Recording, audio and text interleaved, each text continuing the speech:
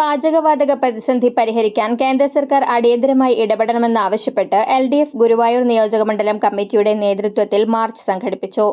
Chavakkad municipal office പരിസരത്തു നിന്ന് ആരംഭിച്ച മാർച്ച് പോസ്റ്റ് ഓഫീസിന് മുന്നിൽ സമാപിച്ചു.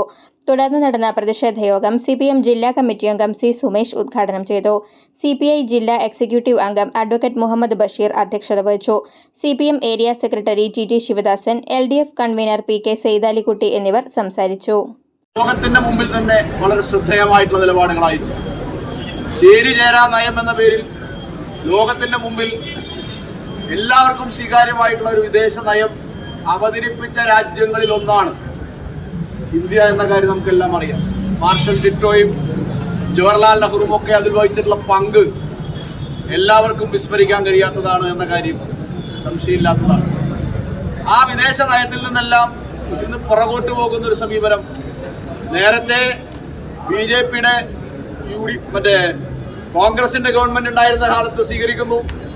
ഇപ്പോൾ BJP അതിതീവ്രമായിട്ടുള്ള സാമ്രാജ്യത്വ പക്ഷപാതം സ്വീകരിക്കുകയാണ്. അമേരിക്കയുടെ കാൽച്ചുവട്ടിലെ പാദസേവകയായി ഇന്ത്യയെ മാറ്റുന്ന സമീപനം ഇന്ന് രാജ്യം ഭരിക്കുന്ന ഭരണാധികാരികൾ സ്വീകരിക്കുകയാണ്.